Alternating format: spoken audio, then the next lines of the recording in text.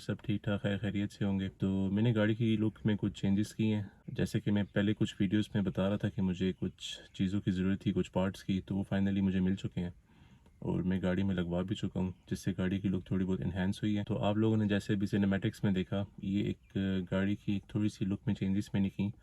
इसके 19 inch wheels जो कि पहले सोर्स नहीं हो रहे थे, मैंने कुछ वीडियोस में इसका जिक्र भी किया था। और जो प्रोफाइल मुझे स्पेसिफिक चाहिए था वो किसी के पास था नहीं। So let's go on MPOV drive, जिसमें मैं गपशप करते हैं and I will be sharing some stuff. अच्छा, तो जैसे मैं मेंशन कर रहा था कि 19 इंचेस के टायर्स का मैंने काफ़ी कोशिश की कि मुझे मिल जाए एक अच्छा सेट, लेकिन काफ़ी कोशिशों के बावजूद भी मुझे मिल नहीं रहा था। उसकी रीज़न एक तो ये थी कि मुझे जो 19 इंचेस में जो टायर ज़्यादा मिल रहे थे वो 265 या 270 285 प्रोफाइल की तरफ थे, और जो मुझे प्रोफाइल चाहिए था वो 215 चाहिए था या 225 चाहिए था।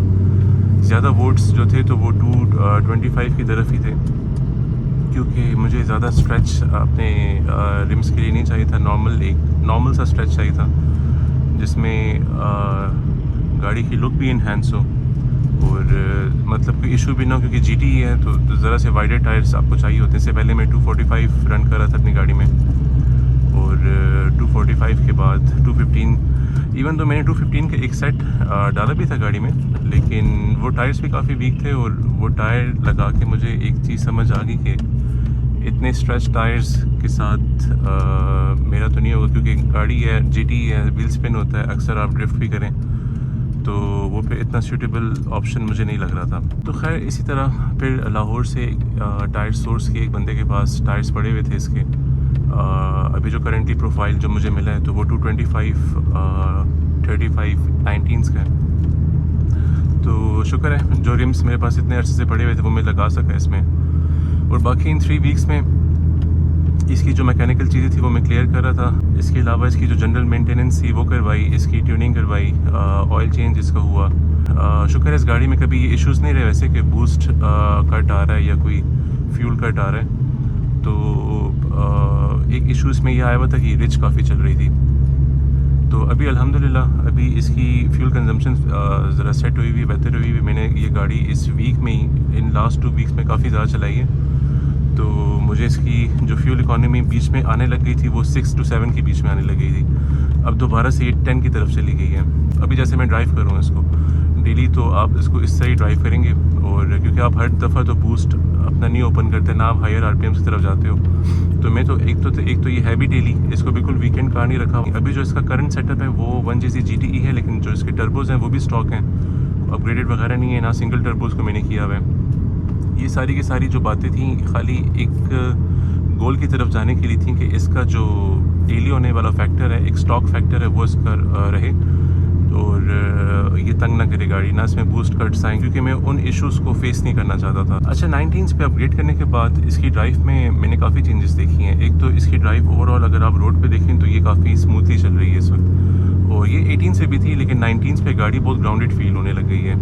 इवन दो प्रोफाइल इसका अगर आप देखें तो वो 225 में आया हूँ, या तो शायद मैंने नए टायर डाले हैं, वो एक रीज़न हो चुकी है। उन टायर्स पे काफ़ी ड्रिफ्टिंग हो चुकी थी, उसकी ग्रिप भी ज़रा कम हो गई थी, लेकिन इन टायर्स पे काफ़ी फ़र्क पड़ा है गाड़ी में। इन 3 वीक्स में बस ये छोटे छोटे काम चल रहे थे। साथ में अपने एक फ्रेंड को भी हेल्प कर रहा था, उसने भी recently V8 1UZ X90 purchase की हुई है, तो उसकी गाड़ी में भी कुछ इश्यूज़ थे, तो वो भी हम लोग क्लियर आउट कर रहे थे। तो उसकी फ्यूलिंग के कुछ इश्यूज़ थे कि था, LSD वगैरह भी लगना था। इसके सस्पेंशन मैंने दोबारा से चेक करवाया कि इसके सस्पेंशन में कोई चीज़ अगर हो, कोई बुशेस ख़राब हों, वॉर्न आउट बुशेस हों, तो वो चेंज करें। लेकिन वो चूँकि मैं लास्ट ईयर कर चुका था, इस गाड़ी को ऑलमोस्ट 1 साल हो गया मेरे पास, तो वो चूँकि मैं लास्ट ईयर कर चुका था, तो वो इस साल मतलब अभी जब रिसेंटली भी चेक करवाई तो that was as good as new.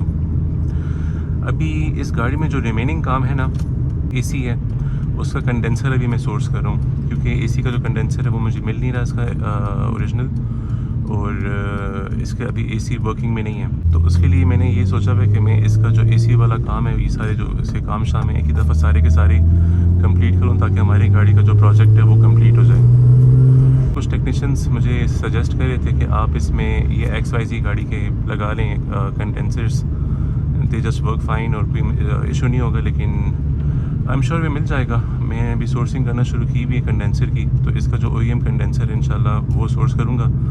Compressor इसका मैंने चेक करवाया, वो कंप्रेसर बिल्कुल इसका सेट है और एसी की गैस डालनी है और एसी इसका इंशाल्लाह वर्किंग में आ जाएगा। तो बस यही सीन है और गाड़ी को बस मैं कंप्लीट करना चाह रहा हूँ क्योंकि मैं खुद भी ये चाह रहा हूँ कि इस प्रोजेक्ट को कंप्लीट करूँ, क्योंकि मेरे पास अभी इस वक्त ऑन गोइंग प्रोजेक्ट्स बहुत सारे हो गए हैं माशाल्लाह से। और इस गाड़ी को इसलिए मैंने लिस्ट भी कर दी है पाक व्हील्स पे। जो भी इंटरेस्टेड है वो इसका ऐड देख सकता है पाक व्हील्स पे। डिटेल्स मैंने इतनी कोई ख़ास डिटेल्स नहीं शेयर की हुई, लेकिन उसमें जो गिवन नंबर अगर आप उस पर कॉन्टैक्ट करें तो इसकी जो बाकी सारी आफ्टर मार्केट चीज़ें जिसमें लगी हुई हैं वो सारी मैं शेयर कर लूँगा। और अभी मेरे पास काफ़ी ऐसे प्रोजेक्ट्स भी हैं जो कि मैंने ना इंस्टा यूट्यूब पे कहीं पे भी नहीं दिए हुए। तो बस यही अपडेट है। अब गाड़ी जो अपने फाइनल लुक्स में जब भी आती है ना तो उसकी लुक ऐसी होती है कि मेरा दिल नहीं कर रहा होता कि मैं उसको लिस्ट करूं कहीं पे भी या उसको सेल करूं, क्योंकि मैं उस दिन भी कुछ दिनों पहले भी इसकी जब लुक सिर्फ देख रहा था ना, जब ये गाड़ी फ्रेशली पॉलिश्ड होके सर्विस होके वापस आई थी घर, तो इसकी बहुत खूबसूरत लुक निकली हुई थी। May be this is one of those last few videos जो कि मैं अपलोड करूँगा इस गाड़ी के साथ, और फिर हमारा जो सफ़र है इस गाड़ी के साथ वो ख़त्म हो जाएगा और मैं अपने जो बाकी प्रोजेक्ट्स हैं उन पर फोकस कर सकूँगा। अच्छा, मैं अपना अगर आप लोगों के साथ जर्नी शेयर करूँ 1GZ रखने का, GTA का जो भी लेना चाह रहा है या स्वैप करना चाह रहा है। एक मैंने GT लेने से पहले मार्केट में ये चीज़ बहुत सुनी हुई थी कि यार GTE 1GZ 2GZ बहुत ज़्यादा अच्छे इंजन हैं लेकिन इनको मेंटेन रखना थोड़ा मुश्किल है। It is just as a normal car, सिर्फ टर्बो की वजह से आपको उसका थोड़ा ख्याल ज़्यादा रखना पड़ता है। मैंने एक चीज़ शुरू में ही पिक की हुई थी अपने एक फ्रेंड से जिसके पास GZX 100 होती थी।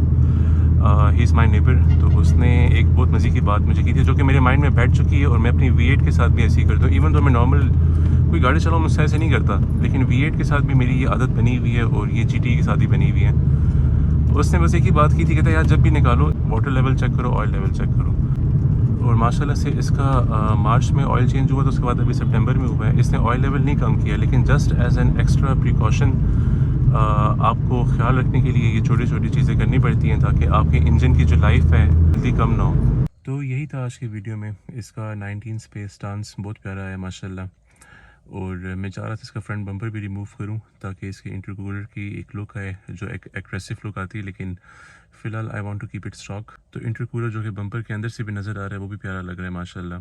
तो एक पॉइंट पे मैंने ये भी सोचा कि इसका एग्जॉस्ट चेंज करूं, लेकिन चूँकि वो एग्जॉस्ट उसमें ऑलरेडी लगा हुआ है, ये चैम्बर्ड एग्जॉस्ट है और इसका ये ना बहुत लाउड है ना बहुत इरिटेटिंग है कि आप गाड़ी में बैठे और आप तंग हो। तो इसलिए मैंने एग्जॉस्ट को नहीं चेंज किया क्योंकि इसकी आवाज़ काफ़ी डिसेंट है। तो यही था आज की वीडियो में। आई होप आप सबको अच्छी लगी होगी। मिलते हैं इंशाल्लाह नेक्स्ट वीडियो में। अपना ख्याल रखें। अल्लाह हाफिज़।